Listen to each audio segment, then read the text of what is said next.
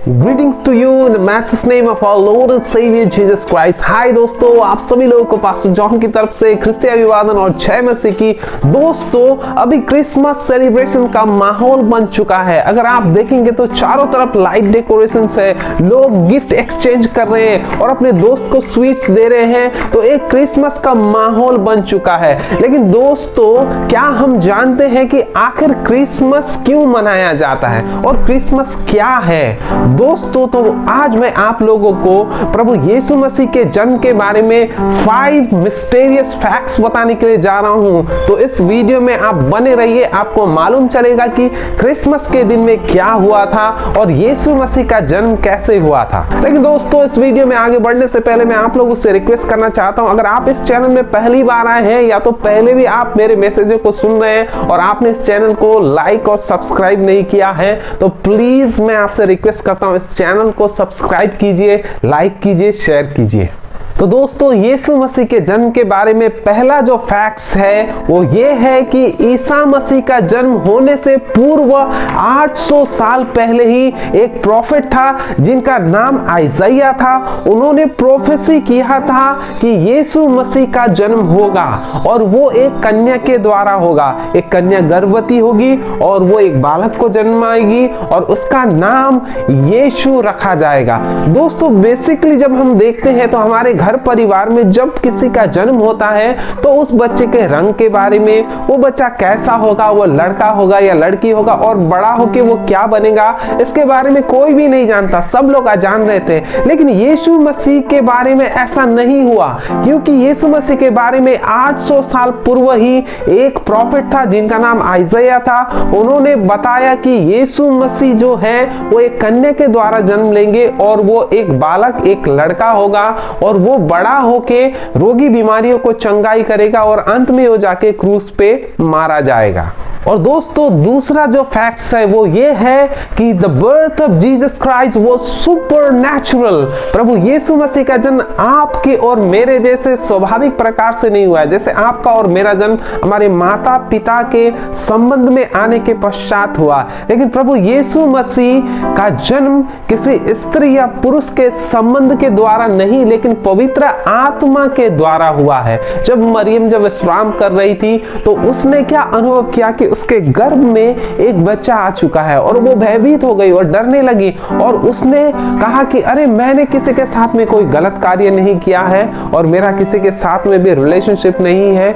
मैं एक बहुत ही ईमानदार जीवन जीने वाली, परमेश्वर का भय रखने वाली मैं एक कन्या हूं, लेकिन मेरे गर्भ में ये बालक कैसे आ गया? तो उसी समय परमेश्वर के एक दूत ने वहां पे प्रकट होकर कहा, मरियम तुम डरो मत, परमेश्वर ने तुम पे अनुग्रह किया है और तुम्हारे गर्भ में जो बालक है वो पवित्र आत्मा के द्वारा, इस बालक को जन्म दो और उसका नाम यीशु रखो। ये बालक सारे पृथ्वी जाति के पापों से उनको छुटकारा देगा। तो दोस्तों, यहाँ पे देखिए, प्रभु यीशु मसीह का जन्म जो है वो सुपरनैचुरल है, एक स्वाभाविक जन्म नहीं है जैसा आपका और मेरा हुआ, क्योंकि ये परमेश्वर की योजना के कारण से परमेश्वर का संतान यीशु मसीह इस पृथ्वी में मानव का रूप लेके जन्म लिया।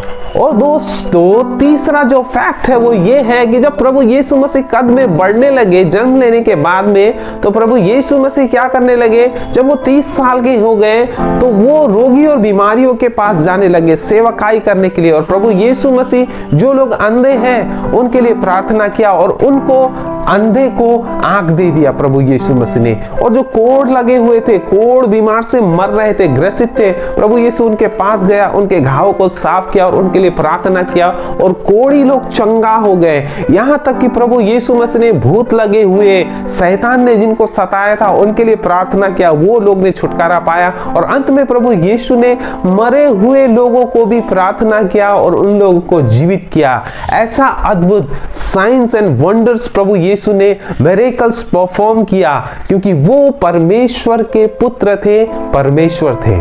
और दोस्तों चौथा जो फैक्ट है वो ये है कि प्रभु यीशु ने जब ऐसे अच्छा काम किए तो धर्मगुरु जो लोग हैं उनसे गुस्सा करने लगे और उन लोगों ने षड्यंत्र करके यीशु मसीह को मार डाला। लेकिन यीशु मसीह मरना जरूरी था क्योंकि परमेश्वर ने उनको इसी उद्देश्य से इस संसार में भेजा था। प्रभु यीशु मसीह ने एक भी पाप नहीं किया था, एक भी गलती नहीं किया था, लेकिन प्रभु यीशु क्रूस पे मर गए। हम देखते कि हाथ और पांव में उनको कांटियां लगा के लटका दिया गया। तो प्रभु यीशु क्यों मारे गए क्रूस पे? क्योंकि प्रभु यीशु ने सारे पृथ्वी जाति के पापों को अपने ऊपर ले लिया और सारे पृथ्वी के जातियों को उनके पापों से छुटकारा दिया। प्रभु यीशु मसीहा बन गए सारे पृथ्वी जाति के लिए क्योंकि उनके पापों को उन्होंने अपने ऊपर ले लिया। और दोस्तों पांचवा जो फैक्ट है ये बहुत ही इंपॉर्टेंट फैक्ट है जो हमारे मसीह जीवन को विश्वास में सुदृढ़ करता है। और पांचवा जो फैक्ट है वो ये है कि प्रभु यीशु मारे गए जब उन्हें क्रूस पे लटका दिया गया, लेकिन मरने के 3 दिन बाद में प्रभु यीशु मृत्यु से भी जी उठे और उन्होंने कहा कि जो मुझे विश्वास करेंगे मैं उन लोगों को अनंत जीवन दूंगा। तो दोस्तों कितने ही लोग सोचते हैं कि क्रिसमस का मतलब है अच्छे अच्छे पकवान खाना और मौज मस्ती करना और नए नए कपड़े पहनना और पार्टियां करना, एंजॉयमेंट करना। लेकिन असल क्रिसमस क्या है दोस्तों? असल क्रिसमस का अर्थ ये है कि प्रभु यीशु मसीह आज से 2022 साल पहले इस पृथ्वी में जो स्वर्ग में थे, परमेश्वर ने मानव का रूप लेके इस पृथ्वी में जन्म लिया। क्यों?